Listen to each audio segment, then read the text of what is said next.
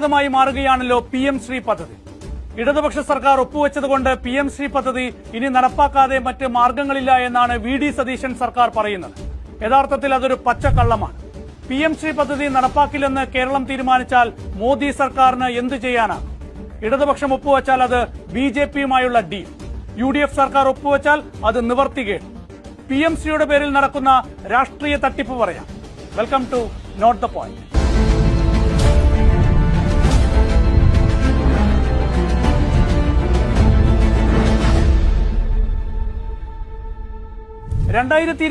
October 23 PM Shri പദ്ധതി നടപ്പാക്കാനുള്ള ധാരണാപത്രത്തിൽ കേരള സർക്കാരും കേന്ദ്ര വിദ്യാഭ്യാസ മന്ത്രാലയവും ഒപ്പുവയ്ക്കുന്നത്.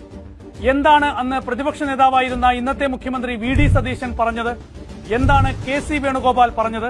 എന്താണ് PK കുഞ്ഞാലിക്കുട്ടി പറഞ്ഞത്? BJPയെയും സംഘപരിവാറിനെയും സന്തോഷിപ്പിക്കാൻ വേണ്ടിയിട്ടാണ് പിണറായി വിജയന്റെ നേതൃത്വത്തിൽ ഈ മുന്നണി, ഈ ഗവൺമെന്റ് ഈ തീരുമാനം എടുത്തതെന്ന് ആ മുന്നണിയിലെ ഏറ്റവും പ്രധാനപ്പെട്ട കക്ഷിയുടെ നേതാവ് തന്നെ പറഞ്ഞിരിക്കുക. CPM എങ്ങനെയാണ് നയം മാറ്റിയത്? കേരളത്തിലെ പിണറായി ഗവൺമെന്റ് മോഡി ഗവൺമെന്റിന്റെ ഇച്ഛക്കനുസരിച്ച് പ്രവർത്തിക്കുന്ന ഒരു സർക്കാരാണ്. ഒരു BJP സർക്കാരിനേക്കാൾ ആത്മാർത്ഥതയോടെ മോഡിയുടെ നയങ്ങൾ നടപ്പിലാക്കാൻ വ്യഗ്രത കാണിക്കുന്ന ഒരു സർക്കാരാണ് കേരളം ഭരിക്കുന്ന പിണറായി സർക്കാർ. ഇവിടെ ഈ RSSന്റെ അജണ്ട നടപ്പിലാക്കുന്ന പദ്ധതി, പാഠ്യപദ്ധതി എന്ന് പൊതുവെ വിലയിരുത്തപ്പെടുന്ന ഈ PM ശ്രീ പദ്ധതിയിൽ മാറിയത് വളരെ ഗൗരവമുള്ള സംഗതി തന്നെയാണ്. അതിനെ ഒരിക്കലും അംഗീകരിക്കാൻ കഴിയില്ല. എന്താണ് PM ശ്രീ എന്ന prime minister schools for rising India? എന്തുകൊണ്ട് പ്രതിപക്ഷ സംസ്ഥാനങ്ങൾ അതിനെ എതിർക്കുന്നു? ഏതൊക്കെ സംസ്ഥാനങ്ങൾ നടപ്പാക്കുന്നില്ല? ഇത്തരം കാര്യങ്ങൾ നമുക്ക് അറിയാവുന്ന വിഷയമാണ്. PM ശ്രീയിൽ കേരളത്തിന്റെ രാഷ്ട്രീയവും രാഷ്ട്രീയ മാറ്റവും മാത്രമാണ് നോട്ട് ദ പോയിന്റ് ഇവിടെ ചർച്ച ചെയ്യുന്നത്.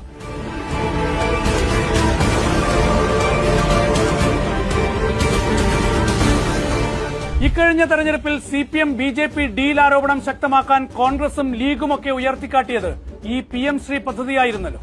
വെള്ളാപ്പള്ളി നടേശന്റെ വിദ്വേഷ പരാമർശങ്ങളെ എതിർക്കാത്തതും PM ശ്രീ ഒപ്പുവെച്ചതും ഇടതുപക്ഷത്തെ CPM BJP ഡീലിന്റെ നിഴലിൽ നിർത്തി. വസ്തുതയാണ്, ന്യൂനപക്ഷങ്ങൾ ഒന്നാകെ ഇടതുപക്ഷത്തിനെതിരെ തിരിയാൻ അത് കാരണമായിട്ടുണ്ട്. മുഖ്യമന്ത്രി പിണറായി വിജയൻ മോദിയെയും അമിത്ഷായെയും കണ്ടതിന് തൊട്ടു പിന്നാലെ രഹസ്യമായി PM ശ്രീയിൽ ഒപ്പുവെച്ചത് വലിയ വിവാദമായി. വലിയ ഗൂഢാലോചന എന്നായിരുന്നു ആരോപണം. പക്ഷേ ഇപ്പോൾ PM ശ്രീയുമായി മുന്നോട്ടു പോകേണ്ടി വരുമെന്ന് VD സതീശൻ പറയുന്നതിന് പിന്നിലെ രാഷ്ട്രീയം എന്താണ്? അതാണ് ആടിനെ പട്ടിയാക്കൽ എന്ന് പറയുന്നത്. PM ശ്രീയുടെ കാര്യത്തിൽ പിണറായി വിജയൻ സർക്കാർ എടുത്ത നിലപാട് ഇടതുപക്ഷ രാഷ്ട്രീയത്തിൽ ചോദ്യം ചെയ്യപ്പെടേണ്ടത് തന്നെയാണ്. അക്കാര്യത്തിൽ തർക്കത്തിന്റെ യാതൊരു ആവശ്യവുമില്ല. CPIM കേന്ദ്ര കമ്മിറ്റിയുടെ നിലപാടിന് വിരുദ്ധമായിരുന്നു പിണറായി വിജയൻ സർക്കാരിന്റെ ആ തീരുമാനം. ഒടുവിൽ അത് തിരുത്താൻ CPI വേണ്ടി വന്നു. മന്ത്രിമാരെ പിൻവലിക്കും എന്നുവരെ CPI പറഞ്ഞു. ഒടുവിൽ CPMന് ആ വിവാദ തീരുമാനം പുനഃപരിശോധിക്കേണ്ടി വന്നു. PM ശ്രീ ഒപ്പുവെച്ചാലേ സർവശിക്ഷ അഭിയാൻ പദ്ധതിയുടെ ഭാഗമായി കേരളത്തിന് കിട്ടേണ്ട 1200 കോടി രൂപ ലഭിക്കൂ. ഇതായിരുന്നു വിദ്യാഭ്യാസ മന്ത്രിയായിരുന്ന V ശിവൻകുട്ടിയുടെ ന്യായീകരണം. പക്ഷേ 1200 കോടി രൂപയ്ക്ക് വേണ്ടി ഇടതു രാഷ്ട്രീയം BJPക്ക് അടിയറ വെക്കണോ എന്നതായിരുന്നു ഉയർന്ന വിമർശനം. ആ ചോദ്യം ഉയർത്തിയത് പ്രതിപക്ഷ നേതാവായിരുന്ന VD സതീശനും KC വേണുഗോപാലും കുഞ്ഞാലിക്കുട്ടിയുമൊക്കെയായിരുന്നു. പക്ഷെ ഇപ്പോഴെന്താണ്? മുഖ്യമന്ത്രിയാകുമ്പോൾ VD സതീശന് ആ നിലപാടില്ലേ?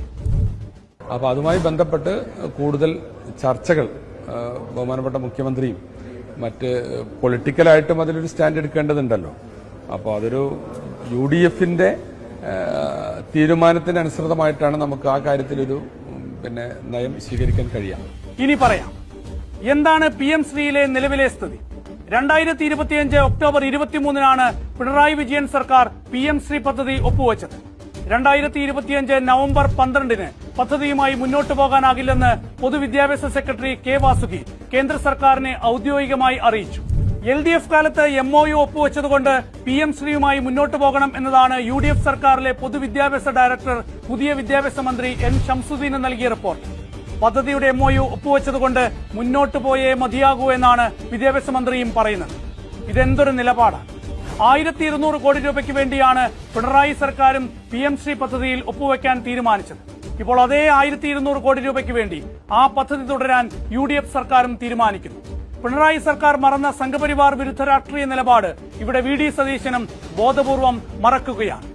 അപ്പോൾ CPM-നെതിരെ ഉയർത്തിയ ആ ഡീൽ ആരോപണമൊക്കെ വിഴുങ്ങിയോ എന്നാണ് നോട്ട് ദ പോയിന്റിലെ ചോദ്യം. CPM ഒപ്പുവയ്ക്കുമ്പോൾ BJP-യുമായുള്ള ഡീൽ, വർഗീയത, കോൺഗ്രസും ലീഗും ചേർന്ന് അതേ തീരുമാനമെടുക്കുമ്പോൾ അവിടെ മതേതരത്വം എന്നാണ്.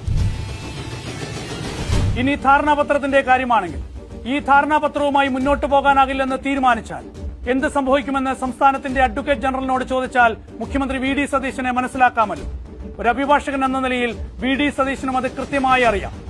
രണ്ട് വ്യക്തികൾ തമ്മിലോ രണ്ട് സ്ഥാപനങ്ങൾ തമ്മിലോ വ്യക്തിയും സ്ഥാപനവും തമ്മിലോ രണ്ട് സർക്കാരുകൾ തമ്മിലോ ഉണ്ടാക്കുന്ന ധാരണ മാത്രമാണ് ഒരു ധാരണാപത്രത്തിൽ ഒപ്പുവെക്കുന്നതിലൂടെ ഉണ്ടാകുന്നത്. അതൊരു നിയമമല്ല, അതൊരു കരാർ പോലുമല്ല. ധാരണാപത്രത്തിൽ നിന്ന് പിന്മാറുന്നത് അത്ര വലിയ പാതകവുമല്ല. PM ശ്രീയുമായി മുന്നോട്ടു പോകാനാകില്ലെന്ന് കേരളം ഔദ്യോഗികമായി കേന്ദ്രത്തെ അറിയിച്ചതോടെ 2025 ഒക്ടോബർ 23-ന് ഒപ്പുവെച്ച ധാരണാപത്രത്തിന് എന്ത് പ്രസക്തിയാണുള്ളത്? ഇനി കേരളത്തിന് ഏകപക്ഷീയമായി പിന്മാറാനാകില്ലെന്ന് എഴുതി വെച്ചിട്ടുണ്ടെങ്കിൽ തന്നെ രാഷ്ട്രീയ നിലപാടിന്റെ ഭാഗമായി ധാരണാപത്രത്തിൽ നിന്ന് കേരളത്തിന് പിന്മാറാം. അതുകൊണ്ടാണല്ലോ PM ശ്രീ പദ്ധതി നടപ്പാക്കില്ലെന്ന് കേരളത്തിന് കേന്ദ്രത്തോട് പറയാൻ സാധിച്ചത്. ഒരു ധാരണാപത്രത്തിൽ നിന്ന് പിന്മാറുമ്പോൾ അവിടെയുള്ള ഏക പ്രശ്നം അതിന്റെ പരിണിതഫലം എന്താകും എന്നത് മാത്രമാണ്. ഇവിടെയുള്ള പരിണിതഫലം എന്നത് കേന്ദ്രം വിദ്യാഭ്യാസ പദ്ധതികൾക്കുള്ള ഫണ്ട് തടഞ്ഞുവെക്കും എന്നത് തന്നെയാണ്. അതല്ലാതെ നിയമപരമായി ഒരു തിരിച്ചടിയും കേരളത്തിനെതിരെ ഉണ്ടാകില്ല. PM ശ്രീ നടപ്പാക്കിയില്ലെങ്കിൽ മറ്റ് വിദ്യാഭ്യാസ പദ്ധതികൾക്കുള്ള സഹായം തടഞ്ഞുവെക്കുമെന്നത് മോദി സർക്കാരിന്റെ ഭീഷണിയാണ്. അതിനെ ഭീഷണിയായി തന്നെ കാണണം. അത് കേന്ദ്രത്തിന്റെ ഭരണഘടനാപരമായ അധികാരമല്ല, നിയമപരമായ അധികാരവുമല്ല. അത് രാഷ്ട്രീയ ഭീഷണി മാത്രമാണ്. കേന്ദ്രം നിശ്ചയിക്കുന്നത് നിങ്ങൾ പഠിപ്പിക്കണമെന്ന രാഷ്ട്രീയ ഭീഷണി മാത്രമാണ്. അതിനെ നേരിടേണ്ടത് കീഴടങ്ങിയിട്ടല്ല, രാഷ്ട്രീയമായും നിയമപരമായും പോരാടിയിട്ടാണ്. PM ശ്രീ നടപ്പാക്കില്ലെന്ന് തീരുമാനിച്ചാൽ എന്തുകൊണ്ട് സർവശിക്ഷാ അഭിയാൻ ഉൾപ്പെടെ നൽകേണ്ട പണം കേന്ദ്രം തടഞ്ഞുവെക്കുന്നുവെന്ന് നട്ടെല്ല് നിവർത്തി ചോദ്യം ചെയ്യാൻ കേരളത്തിന് സാധിക്കണം. ഒന്നുകൂടി ആവർത്തിക്കട്ടെ, PM ശ്രീയിൽ CPM ഒപ്പുവെക്കുമ്പോൾ അത് BJP-യുമായുള്ള ഡീലാണെങ്കിൽ മുഖ്യമന്ത്രി VD സതീശന്റെ നീക്കത്തെ എന്തു വിളിക്കും? ലീഗ് സംസ്ഥാന ജനറൽ സെക്രട്ടറി PMA സലാമിന്റെ ഒരു പഞ്ച് പ്രസംഗത്തെ കുത്തിപ്പൊക്കിയിട്ടുണ്ട്. PM ശ്രീയുമായി മുന്നോട്ട് പോകുന്ന മുഖ്യമന്ത്രിയെക്കുറിച്ച് ഇതിനേക്കാൾ മികച്ചതായിട്ട് ഇനി ഒരു അഭിപ്രായ പ്രകടനം നടത്താനുണ്ടാകില്ല. കേരളത്തിലെ മുഖ്യമന്ത്രി ആണും പെണ്ണും കെട്ടവനായതുകൊണ്ടാണ് അതിൽ പോയി ഒപ്പിട്ടത് എന്ന് പറയാതിരിക്കാൻ നിവൃത്തിയില്ല. ഒന്നുകിൽ മുഖ്യമന്ത്രി ആണാകണം, അല്ലെങ്കിൽ പെണ്ണാകണം.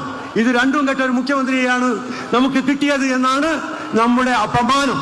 അതാണ് നമ്മൾ അനുഭവിച്ചുകൊണ്ടിരിക്കുന്നത്. നാളെ നമ്മളെ കുട്ടികൾ ഇത് പഠിക്കേണ്ടി വരും. വികലമായ ചരിത്രം, തെറ്റായ ചരിത്രം. ഭാഷകൾ മാറ്റിവെക്കുകയാണ്. അറബി, ഉറുദു, ഇംഗ്ലീഷ് ഒന്നും പഠിക്കണ്ട, ആകെ സംസ്കൃതവും ഹിന്ദിയും പഠിച്ചാൽ മതി എന്നുള്ളിടത്തേക്ക് വരികയാണ്. പിഞ്ചു പ്രായത്തിൽ ചെറിയ കുട്ടികളെ പോലും അവരുടെ മതത്തെക്കുറിച്ചും അവരുടെ വിശ്വാസത്തെക്കുറിച്ചും അറിയാത്തൊരു വിദ്യാഭ്യാസം നൽകാനുള്ള ശ്രമങ്ങൾ നടന്നുകൊണ്ടിരിക്കുന്നു. ഒന്നുകിൽ മുഖ്യമന്ത്രി ആണായിരിക്കണം, അല്ലെങ്കിൽ പെണ്ണായിരിക്കണം. ഇത് രണ്ടും കെട്ട ആളായിട്ട് നിൽക്കരുത് എന്നാണ് PMA സലാമിന്റെ പഞ്ച് ഡയലോഗ്. PM ശ്രീ പദ്ധതി ഞങ്ങൾ അധികാരത്തിൽ വന്നാൽ CPM-കാരാ RSS-കാരാ നേരെ കൊണ്ടുവന്ന് അറബിക്കടലിൽ താക്കൂ എന്ന് പ്രഖ്യാപിച്ച KM ഷാജിയെ കടത്തിവെട്ടുന്ന വാചകങ്ങൾ. മേനോ മുഖ്യമന്ത്രി അധികാരത്തിൽ വന്നു കഴിഞ്ഞാൽ പല വിസ്മയങ്ങളും സൃഷ്ടിക്കുമെന്ന് നേരത്തെ പ്രഖ്യാപിച്ചിരുന്നു. വിസ്മയങ്ങൾ കണ്ട് ലീഗും മൂരികളെല്ലാം വായും പൊളിച്ച് നിൽക്കുന്ന അവസ്ഥയാണ്. PM ശ്രീ പദ്ധതിയുമായി ബന്ധപ്പെട്ട് കഴിഞ്ഞ സർക്കാരിന്റെ കാലത്ത് അടിച്ച പല പഞ്ച് ഡയലോഗുകളും തിരിച്ച് ആസനത്തിൽ വന്ന് കൊത്തുന്ന അവസ്ഥയാണ് ലീഗന്മാരെ സംബന്ധിക്കുന്നിടത്തോളം. പ്രത്യേകിച്ച് മുസ്ലിം ലീഗ് നേതാക്കന്മാർ അന്നത്തെ കാലഘട്ടത്തിൽ അടിച്ച വാചകങ്ങൾ എന്നൊക്കെ പറഞ്ഞാൽ സിനിമാ ഡയലോഗുകൾ തോറ്റുവും. പാവപ്പെട്ട മുസ്ലിം സമുദായത്തിൽപ്പെട്ടവരെ തെറ്റിദ്ധരിപ്പിക്കാൻ വേണ്ടി, പിണറായി വിജയൻ എന്ന മുഖ്യമന്ത്രിയെ സംഘി ചാപ്പ കുത്താൻ വേണ്ടി എന്തോരം ഡയലോഗുകളാണ് അടിച്ചത്.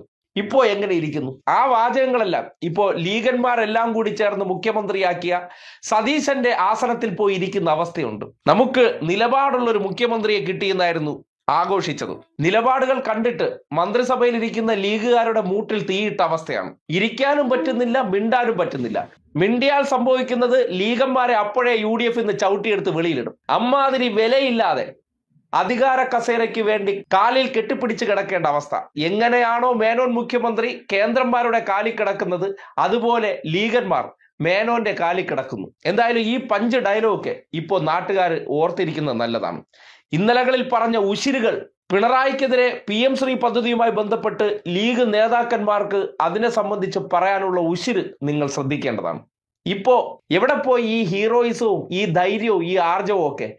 വച്ച നാവ് എടുക്കാൻ പറ്റാത്ത അവസ്ഥയിലേക്ക് PMA സലാമും കുഞ്ഞാപ്പയും KM ഷാജി തുടങ്ങിയവരെല്ലാം അറബിക്കടലിൽ മുങ്ങിയിരിക്കുന്ന അവസ്ഥയിലാണ്. കേരളത്തിലെ മുഖ്യമന്ത്രി ആണും പെണ്ണും കെട്ടവനായതുകൊണ്ടാണ് അതിൽ പോയി ഒപ്പിട്ടത് എന്ന് പറയാതിരിക്കാൻ നിവൃത്തിയില്ല. ഒന്നുകിൽ മുഖ്യമന്ത്രി ആണാകണം, അല്ലെങ്കിൽ പെണ്ണാകണം. ഇത് രണ്ടും കെട്ട ഒരു മുഖ്യമന്ത്രിയെയാണ് നമുക്ക് കിട്ടിയത് എന്നാണ് നമ്മുടെ അപമാനം. അതാണ് നമ്മൾ അനുഭവിച്ചുകൊണ്ടിരിക്കുന്നത്. നാളെ നമ്മളെ കുട്ടികൾ ഇത് പഠിക്കേണ്ടി വരും. വികലമായ ചരിത്രം, തെറ്റായ ചരിത്രം. ഭാഷകൾ മാറ്റിവെക്കുകയാണ്. അറബി, ഉറുദു, ഇംഗ്ലീഷ് ഒന്നും പഠിക്കണ്ട, ആകെ സംസ്കൃതവും ഹിന്ദിയും പഠിച്ചാൽ മതി എന്നുള്ളിടത്തേക്ക് വരികയാണ്. പിഞ്ചു പ്രായത്തിൽ ചെറിയ കുട്ടികളെ പോലും അവരുടെ മതത്തെക്കുറിച്ചും അവരുടെ വിശ്വാസത്തെക്കുറിച്ചും അറിയാത്തൊരു വിദ്യാഭ്യാസം നൽകാനുള്ള ശ്രമങ്ങൾ നടന്നുകൊണ്ടിരിക്കുന്നു.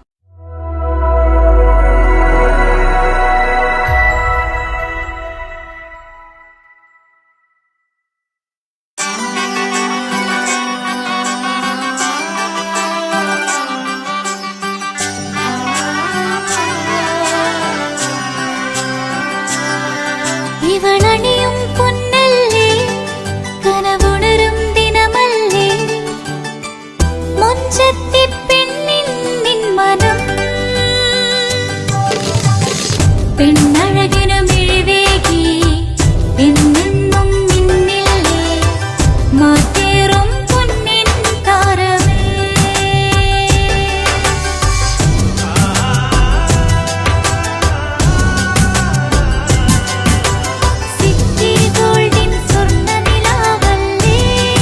City Gold, Gold and Diamonds. വീടായാലും ഇൻഡസ്ട്രിയിലായാലും ബിസിനസ്, വിദ്യാഭ്യാസ സ്ഥാപനങ്ങളോ മതപരമായ സ്ഥാപനങ്ങളോ ആണെങ്കിലും വയറിംഗ് വർക്കുകൾ, HT, LT കണക്ഷൻ എന്നിവയ്ക്ക് ഗവൺമെന്റ് ലൈസൻസ്ഡ് ഇലക്ട്രിക്കൽ കോൺട്രാക്ടറായ പള്ളങ്കോട് ഇലക്ട്രിക്കൽ വർക്സിനെ തന്നെ ഏൽപ്പിക്കണം. പണി കമ്മിറ്റ് ചെയ്ത സമയത്ത് തന്നെ തീർത്തു തരും. കൂടാതെ നിങ്ങളുടെ സ്ഥാപനത്തിൽ അനുമതിയില്ലാതെ ജനറേറ്റർ സ്ഥാപിച്ചിട്ടുണ്ടെങ്കിൽ പള്ളങ്കോട് ഇലക്ട്രിക്കൽ വർക്സിനെ ഏൽപ്പിച്ചോളൂ. എല്ലാവിധ പേപ്പർ വർക്കുകൾ സഹിതം ഉത്തരവാദിത്തത്തോടെ തന്നെ വർക്ക് പൂർത്തിയാക്കാം. കോൺടാക്ട് ചെയ്യൂ 9496 200 200, 9497 500 600.